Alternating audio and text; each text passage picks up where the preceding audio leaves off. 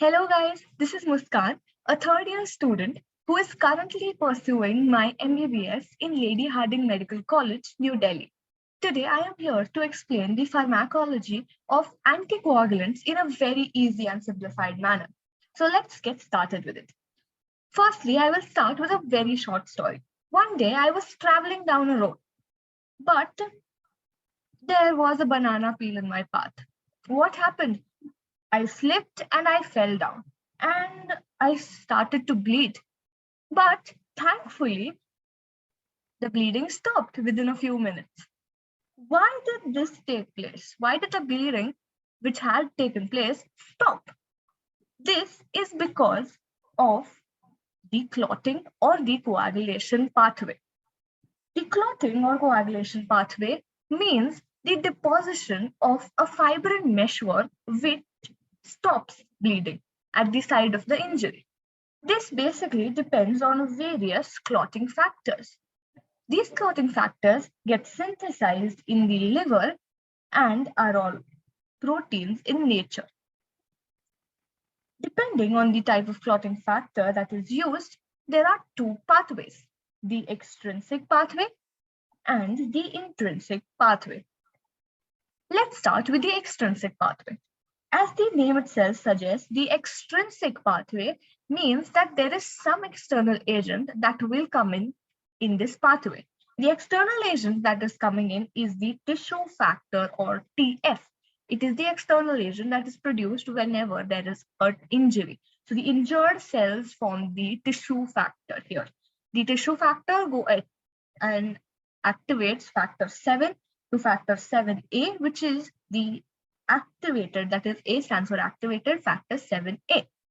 Okay, which then goes ahead to the common pathway, that is it activates 10 to 10A. The common pathway we'll learn in detail after moving on from the intrinsic pathway. Okay, the intrinsic pathway, the word intrinsic or internal means that all the clotting factors that are necessary are present inside the blood itself. There is no external agent required in the intrinsic pathway. It starts with the factor 12, which is converted to factor 12A or activated factor 12 by exposure to either collagen or glass, etc.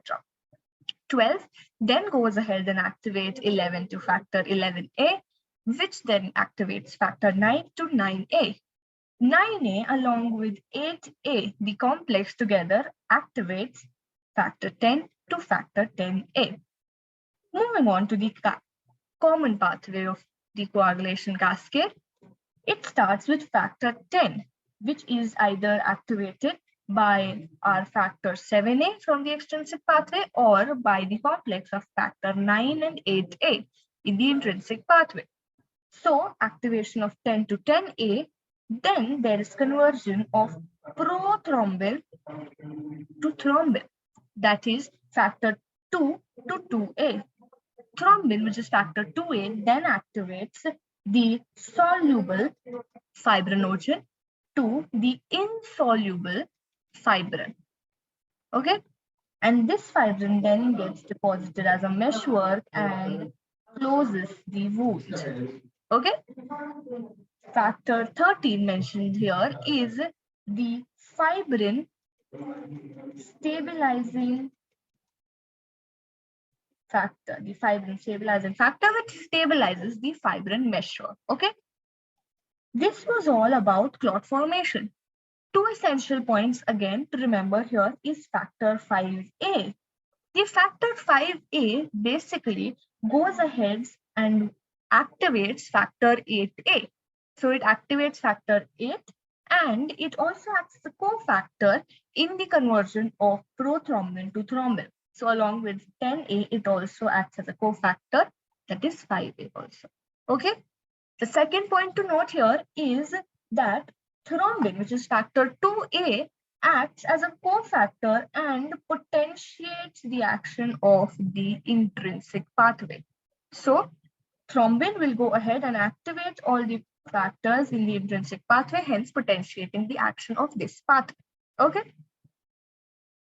Two things to note again, PT and APTT. What do you mean by PT or APTT? PT stands for prothrombin time and APTT stands for activated partial thromboplastin time. Activated partial thromboplastin time. PT and APTT are basically indices which are used to monitor the clotting pathway.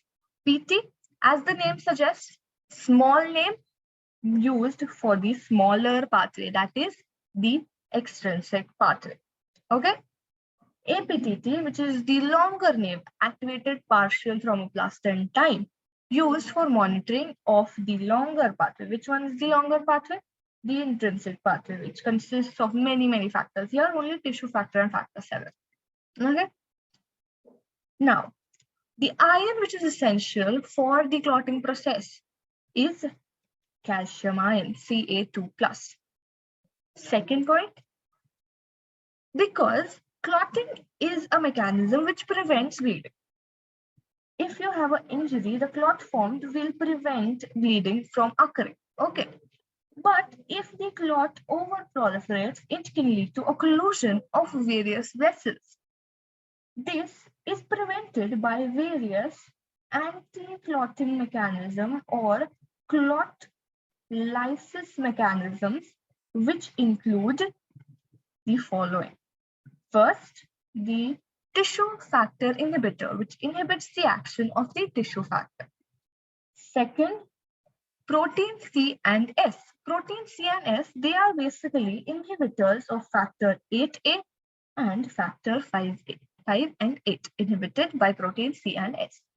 And the third one, that is important one, that is antithrombin 3, AT3, also standing for antithrombin 3. It goes ahead and inhibits the factor 10A and thrombin, that is factor 2A, inhibits factor 2A and 10A. Okay, so these were the clot lysis pathway elements. Okay. The iron essential was calcium. What is the vitamin that is essential? The vitamin that is essential is vitamin K. Okay. Let's see why it is essential.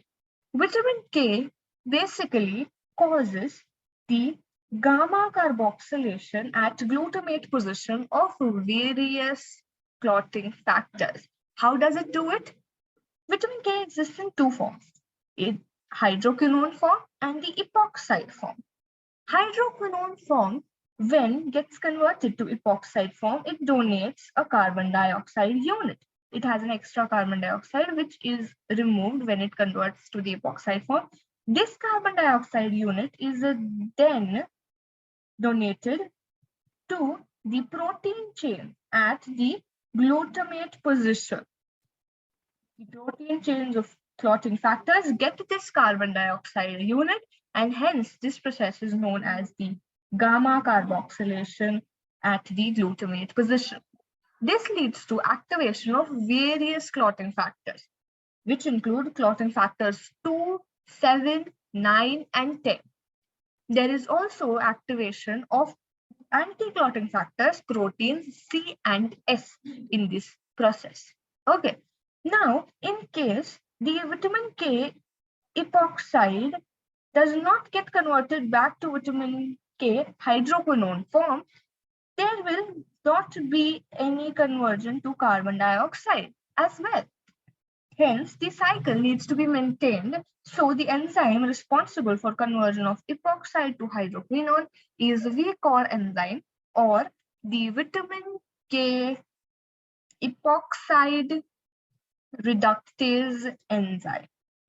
Vitamin K epoxide reductase enzyme, or VCOR enzyme, which continues the cycle by converting the epoxide form to the hydroquinone form. Okay. Now, we have formed the clot, but in certain cases, there can be a hyperformation of the clot, that is hypercoagulability. Hypercoagulability basically means excessive clot formation. This occurs basically in the following cases mentioned here. One can be DVT or deep vein thrombosis, where due to immobility of the person, either the person is a bedridden or due to a post-operative person due to a surgery is advised to rest, something like that leads to blood stasis in the leg veins. Because of the stagnation of the blood, the clotting factors react here to form a thrombus in the leg veins. This leads to pain, redness, swelling in one of the legs, that is unilateral manifestations. Some part of this thrombus can detach and move to the lungs, where it can occlude a pulmonary vessel, leading to dyspnea, shortness of breath, and even can lead to death. This is pulmonary embolism or PE. This is again a condition of hypercoagulability, which is caused due to excessive clot formation. Third can be DIC or disseminated intravascular coagulation, where it can be caused due to sepsis or a prosthetic heart valve or catheter induced or after a surgery. There is hypercoagulability. Okay. The fourth and an important example is ischemic heart disease, where because of some issue like ischemia or maybe atrial fibrillation or rheumatic heart disease or any valvular defect, there is blood stasis in one of the chambers of the heart. Because of stasis of blood, there is clotting occurring there, which leads to thrombus formation in one of the chambers. Some part of the thrombus may detach and reach one of the cerebral vessels, where it occludes it and can cause stroke, which can even be fatal. So these four conditions, DVT, PE, DIC, and ischemic heart disease, need to be treated by decreasing the clot formation or decreasing this hypercoagulability. So in order to inhibit clot formation, what do you give? Anticoagulants or inhibitors of the coagulation pathway, right? What are these anticoagulants? Let's just see. Moving on to the pathway itself. So what should be the goal of these anticoagulants that we are using in the conditions? The goal should be to inhibit the common pathway, that is this part from factor 10 to the actual clot formation. Here we can act at various levels. Level 1 can be inhibition of factor 10, that is inhibit factor 10A by direct 10A inhibitors. These are oral drugs, okay? And they will include the words XA ban, that is 10A ban, which stands for inhibit. So 10A inhibitors, XA ban, okay? Axaban, including the drugs apixaban and rivaroxaban, okay? At the second level, it can be thrombin inhibitors, okay? Inhibiting thrombin directly. These are the direct 2A or direct thrombin inhibitors. They may be both oral or injectable forms. Oral ones include dabigatran and zemilagatran, whereas the injectable ones include the hirudin derivatives, which are derived from leeches, hirudin, lepirudin, and a different name, ergatroban. Okay? These were the direct 2A or direct thrombin inhibitors. The third ones can be indirect thrombin inhibitors. How do they act indirectly? These drugs go ahead and activate the antithrombin 3, which then inhibits factor 10A and factor 2A. Because factor 2A is inhibited, they are called as indirect thrombin or indirect 2A inhibitors. These are only available as injections, and the important drugs heparins belong to this class. The fourth class of drugs can be vitamin K antagonists. Okay, vitamin K was activating various factors. So in case you give these antagonists, which go and inhibit the weak core enzyme. Weak core enzyme is inhibited, and hence this cycle of conversion of epoxide to hydroquinone is broken, because of which there is no gamma carboxylation of the clotting factors taking place, and hence no activation of factors 2, 7, 9, and 10, and no activation of proteins C and S. So vitamin K antagonists are also potent anticoagulants that are used. They are available only in oral formats and are basically coumarins, are also the name given to this group of drugs. They include warfarin, acetylcoumarin, and bishydrocoumarin, or also known as dicumarol, right? This was in brief about the drugs. Moving on in detail about two of the drugs, heparin and warfarin. Heparin, first. Heparin basically, it acts as an anticoagulant. The anticoagulant action of heparin is fast, which is a very important point to know, that the anticoagulant action of heparin will be fast. The anticoagulant action is because of two phenomena. One is because of the conformational change it produces in the AT3 enzyme, and because of scaffolding. So what was the mechanism of action as we had seen? It goes ahead and activates the antithrombin 3 enzyme, which will then inhibit 10A and 2A, that is 10A and thrombin. Okay. So how does it do it? Firstly, moving on to conformational change. AT3 enzyme, that is the antithrombin 3 enzyme, usually causes the slow inhibition of factor 10A. But when in presence of heparin, there is a conformational change that is taking place where it gets activated, and hence there is fast inhibition of factor 10A. Okay, so this is what is conformational change. Scaffolding means that the heparin molecule is large, and hence it has binding sites for various clotting factors and anti-clotting factors, because of which it binds both antithrombin 3 and thrombin, that is factor 2A, and provides them an environment to interact with each other properly, and hence produce inhibition of thrombin. Okay, this was scaffolding. So it forms a scaffold so that AT3 and factor 2A can interact, and there can be inhibition of factor 2A. So in order to cause inhibition of factor 10A, we only need the conformational change.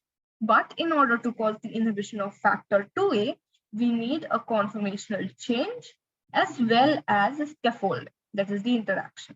Okay. Along with the anticoagulant action, there is also an antiplatelet action of heparin, which is seen at high concentration. Moving on to the most important part of heparins, that is the types of heparins. Heparins in our body are produced by the mast cells and by the lung epithelium. Okay, it can also be produced in epithelium of various animals. If we take it from the animals and use it in the very, very crude form, then it is known as the crude or the unfractionated heparin, or US heparin. When it is filtered and used, then it is known as the LMW, or low molecular weight heparin. Okay, and in case it is genetically engineered and derived directly from the genes, it is known as synthetic or the ultra low molecular weight heparin. Okay, that is it about the three types, the definition of these three types. How do you produce them? Okay, describing the weight, as the pictures itself show here, the weight of unfractionated variety will be the highest, that is 15,000 Dalton. That of the low molecular weight variant is 5,000 approximately, and the synthetic one is 1,500 Dalton. Okay. Then the mechanism of action, an important part. The mechanism of action in case of unfractionated variety, it is just like our body heparin. Hence, it produces both the conformational change and scaffolding. It's a large molecule, hence scaffolding will be produced. And because there is ample of space for interaction of AT3 along with the factor 2A. Conformational change in general is produced by all the three. and hence there will be inhibition of factor 10A produced by all the three types of heparins. But because the size of unfractionated is highest, it produces scaffolding in a very good amount, and hence it also causes equal efficiency of inhibition of factor 2A. But because the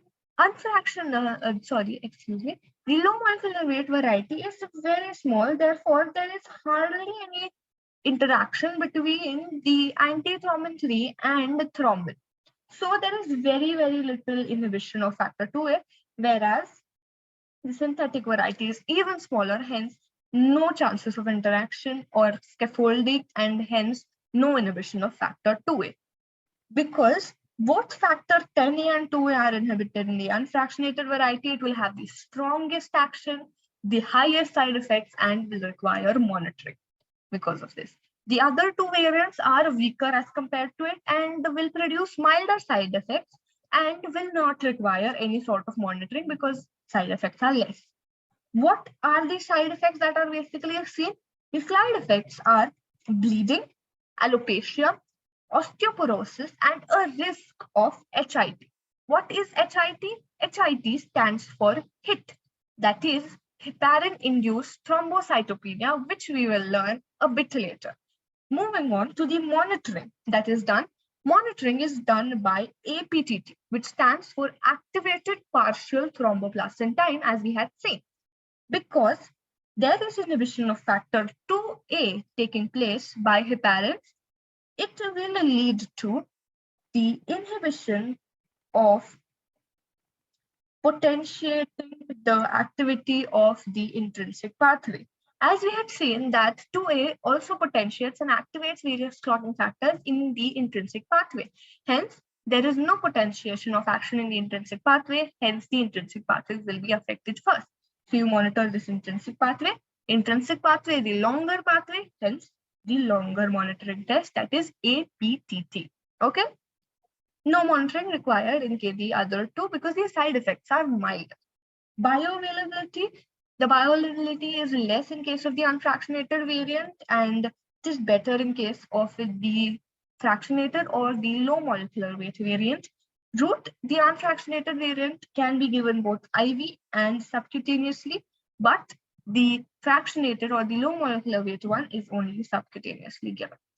Metabolism, again, an important thing to note, because the unfractionated, the crude one, is similar to our body's heparin. It is metabolized by the heparinase enzyme in the body, in the blood, which is present in the blood. Okay.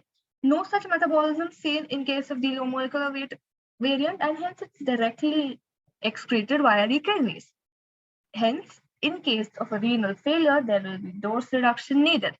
But because the crude form is metabolized already, it is renal safe. It is not dependent on the kidney and hence can be used even in case of kidney failure without any dose reduction. What are the drugs following under the various categories? Heparin forms under the unfractionated variant. So when the word heparin is used, it means the unfractionated one. Parins, that is words ending with parin, form the low molecular weight heparins group, that is enoxaparin and dalteparin. There's also tinzaparin, etc. parins, okay? And if it's parinox, then it is the synthetic one. Fondaparinox, idraparinox, etc. are examples.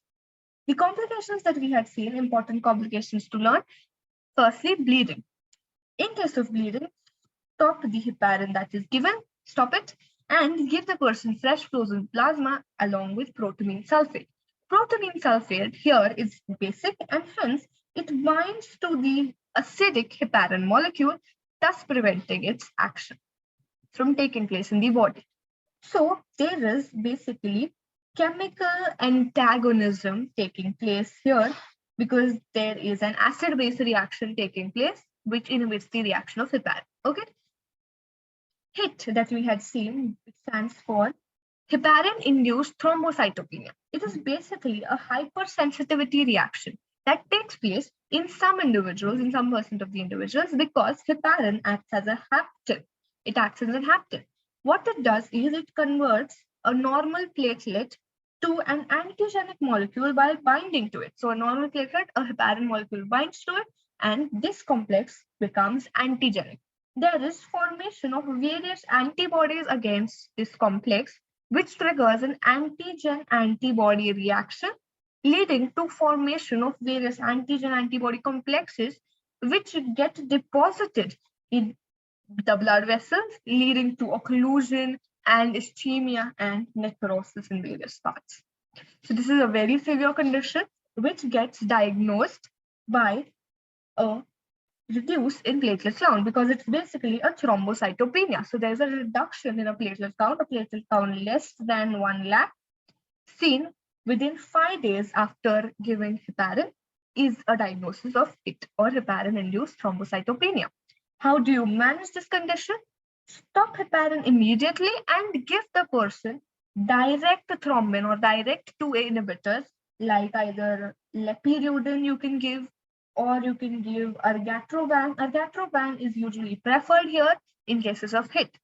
A platelet transfusion is not necessary in this case. Okay, that was all about heparin. Moving on to the second one, that is warfarin. Warfarin, again, the oral drug that we had seen, the oral anticoagulant, it is an anticoagulant which causes anticoagulation or decreased clot formation because of its action as a vitamin K antagonist. It competitively inhibits the VCOR enzyme, VCOR standing for vitamin K epoxide reductase enzyme, and hence causes the inhibition of factor 2, 7, 9, and 10, and also protein C and S. What is the order of inhibition? Firstly, factor 7, after which protein C and S, then protein 9 and 10, and lastly, the clotting factor 2. Okay, so the clotting factor 2 inhibition, that is the complete effect of the warfarin, occurs in about 4 to 5 days. Therefore, it is known as the slow anticoagulant. The fast anticoagulant was heparin. The slow one is warfarin, because the effect takes place 4 to 5 days later. But within this initial period, there is first a decrease in proteins C and S. That is, there is a decrease in the anticoagulants. Hence, there will be raised coagulability in the patients for the initial 4 to 5 days. Because the person was given anticoagulant warfarin because he was having hypercoagulability.